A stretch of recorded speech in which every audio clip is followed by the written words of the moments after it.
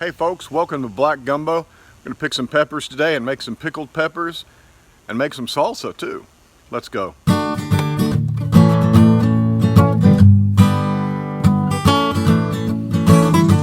it's super hot today in the garden, but it's a good day to make some salsa. I'm going to roast some tomatoes and roast some jalapenos over some coals and get some nice salsa made for dinner tonight. And I'm going to pickle some peppers as well and show you how to do that. I'm not going to do a ferment, I'm going to do a vinegar brine. And so we should have those peppers ready for eating in about a week. So let's go see that. Yeah, it's 105 on my thermometer. I don't really think it's that hot.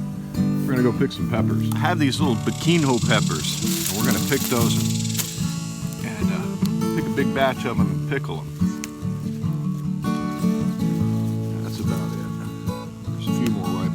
But I'm going to let the others get nice and super ripe so I can save some seed. All these light colored ones, white ones, I'll leave behind. That's about half of what we got. I got some more in the house I picked this morning. I'll go in before I die of heat. Now what I'm doing with these is I'm taking a skewer and I'm poking a hole through each of the fruits. That's so that the brine can penetrate inside the fruit and you know, these won't float up to the top. And this is the most tedious part of the process. Alright, and to get some heat though, I'm also going to add a few peppers. These guys right here, these are from last year's plant. And this is a garden chili pepper, and it's got a little bit of heat to it. So I'm going to add these to my pickles. I'm going to slice them up and put them in there so that we do actually get some spice. Slice up. About like so. And I can smell there's a little bit of spice in there. You can always tell if a pepper's got some spice to it. Alright. There we go. Now we need some brine. So there's 1 cup of water. We're going to do about a half a cup of white vinegar, maybe a little more. And I'm going to see if I can't bring it up to a full cup with this mango infused vinegar. There we go. That's real nice. This is good stuff. Now this is going to be way too much brine for this, but that's the recipe I have, and I've already cut it back. I don't want to cut it back anymore. You want to use sea salt, non-iodized salt. I'm using pink Himalayan salt.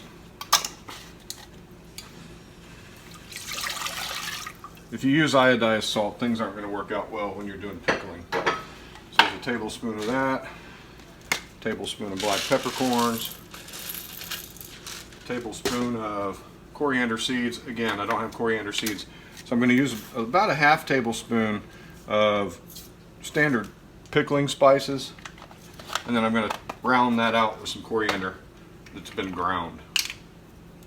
Just a little bit.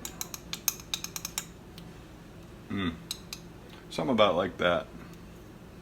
Let's see here, I got a tablespoon down in here, something like that.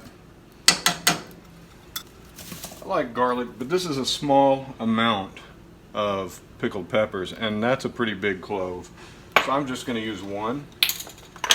And if you don't know the trick, you should. Just put that garlic there, give it a good smash, and it falls right out of its husk. There we go.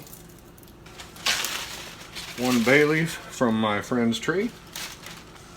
Now we'll just bring this to a boil and then simmer it for about 10 minutes. Let everything dissolve in there, let those flavors open up. Okay, so my brine has been simmering for about 10 minutes. And now we can begin to pour the brine into our jar with our peppers there. But what I'm doing is I'm scraping the stuff off the bottom because you want those garlic cloves to be in there, and they're kind of down at the bottom of this pot. So, and a lot of those peppercorns are going to be down at the bottom too. And we're just going to pour that in. It's hot. And you can see it doesn't take much. We're going to kind of press down. Now, I'm pressing pretty hard to try to force some of that air out. I'm pressing these peppers down. You want the peppers to be beneath the brine as much as possible. Now some of them are going to float to the top. That's just the way it is. And I'm going to make sure I get some of that bay leaf in there. That's a huge bay leaf, so what I'm going to do is just put a little piece on top there. And what I'll do is let this cool down, and I'll come back at the end of the day when this is cool. I'll put it in the fridge, and each day I'll just turn it upside down. Make sure all of those peppers come in contact with that brine. And in 1 week, I'm going to open it up and taste them. I'm probably going to find that after 2 weeks they taste better. So there we go. There's our pickled biquinho peppers. That's pretty, isn't it? Hopefully they taste really good, like candy. Here are the initial ingredients for the salsa that we need to take out and roast. And we're going to char these tomatoes and these peppers here. And this will be the smoky flavor we get. Alright, so what we have here is just a little bit of charcoal. And we're going to put our peppers right over the charcoal and blister them up. This, my friends, is a Dieguito jalapeno pepper. Very interesting new variety. So we're going to try that one as well. All the peppers go directly over. I'm going to place the tomatoes on here as well, and we're going to roast these up a little bit. What we want to do is just kind of loosen the skin, maybe get some char on them if we can. But mainly we're just kind of roasting these to loosen up the skins.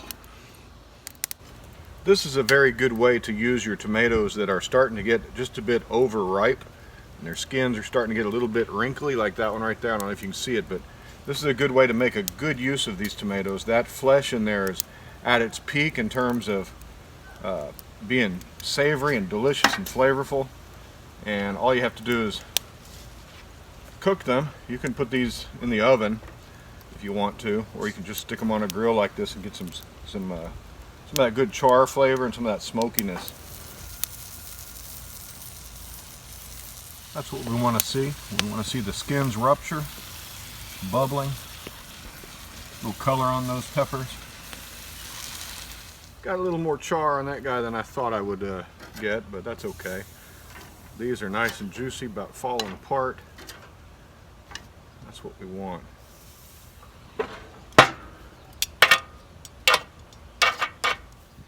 There's what we got. Okay, for our salsa, what I have is the equivalent of 2 small or medium onions. This is a medium onion, and these are the leftovers from my garden, the little guys. And I'm just going to chop them up, and we're going to chop up our roasted peppers, and we're going to just chop them kind of roughly because we're going to saute them. And they don't need to be real fine. Ultimately, these will be pureed. But we want to get some color on them in a pan. Release those sugars. Alright, for our salsa, I'm going to just take a non-stick pan and put a little olive oil in there. Get it heated up. Put our onions in there. And we're going to put some color on these onions. Now, if I had bell peppers, I'd use them. But I don't. And I'm just going to take these and slice them up a little bit as well. And they have been roasted. If you really want, you can take the skins off of these simply by peeling just like that. Since they've been roasted, that skin just sloughs off pretty well. But that skin also has the good stuff in it. These are large Antigua red peppers. And I'm just going to kind of mush the seeds out of there. I don't want all those seeds. I'm also going to take some other sweet peppers from the garden. Make sure they're sweet.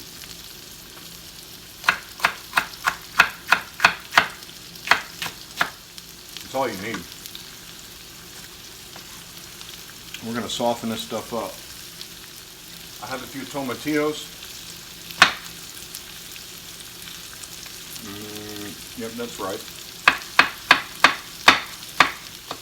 So, to recap, we have onions, we have roasted sweet peppers, we have unroasted sweet peppers, and we have some tomatillo in here. All we need now is some garlic. Again, I want to remind you, in almost all my cooking videos where I use garlic, you don't want to put garlic in early in the cooking process, or you will burn the garlic and it'll get bitter. You want garlic to be put in, you know, at least far enough along where you're not going to burn the stuff. You start burning it, you get some bad flavor in there. So I have some peppers here. I'm just going to let them sit out. And on some of my tomatoes, some of the skins are a little tough, so I'm just going to take those off. And you see how easy they just peel right off of there. And then right around the stem area, I'm going to take a small knife and cut that core out, which you really could do before you roast them. But I find it's just as easy enough to do it just like this. It's a little slick, but it's doable. You pop that core out of there and you take that skin off right in the compost pile. Make sure we tend our onions over here. Now, like I said, you don't have to do this. You can leave the skins on, but I don't like it that way. Well, made a mess, but not a colossal. Whenever you cook, you always want to get color on your food. That's caramelization. That's where the real flavor comes from. If you're just kind of browning your hamburger meat, for example, to a gray color, that's sadness. What you want to do is get some crispy brown edges on there. That's where the flavor comes from. And that's what we're doing with these onions, these tomatillos, and these peppers. Getting some color on there. That's just about where we want it, so I'm going to put my garlic in now. There we go. That already smells much better. What we're going to do next is we're going to blend all this in a blender. You can use a food processor. You can use a molcajete for the actual Mexican authentic way. A molcajete is just a lava stone mortar and pestle. But it's a very traditional way of making Mexican salsa. I have a molcajete, but I'm not going to use it because I'm lazy like that.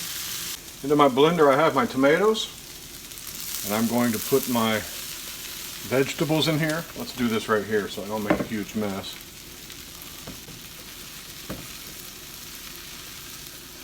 In they go. Now, I'm going to start off with 3 jalapenos and see if that gets us the heat we want.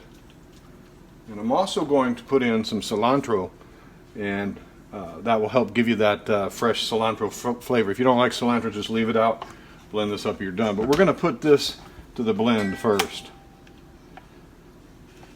Helps if you turn it on, doesn't it?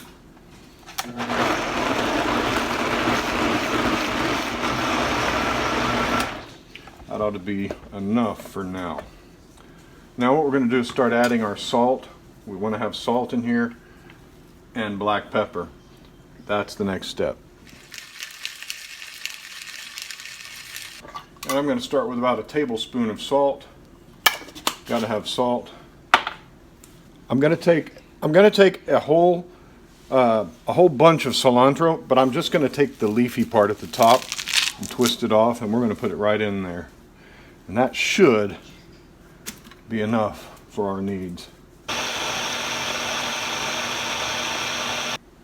Needs more salt. Needs another pepper.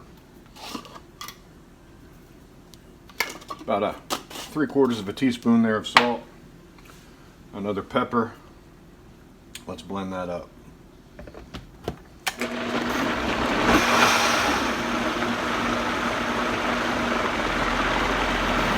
Doesn't take much. That's very good. It's missing something. What is it missing? It's missing cumin. Don't know how I forgot the cumin. So we'll put about a tablespoon of cumin in there. Let's see if that does the trick. That's it. That's the perfect salsa. Now this is not a chunky salsa. Obviously we've ground it up. There's some chunks in there, there's some seeds in there. But for the most part it's a sauce. It's a salsa that you can dip, you can spread, make a great enchilada sauce. Man, that's good. Okay, here's what we've made today. We've made some pickled biquinho peppers. This is a sweet pepper. It's going to be like candy when these are ready. And we've made some salsa. It doesn't look too appealing in this green jar, but that's what it looks like, and we're going to try it. This is a roasted pepper, roasted tomato salsa.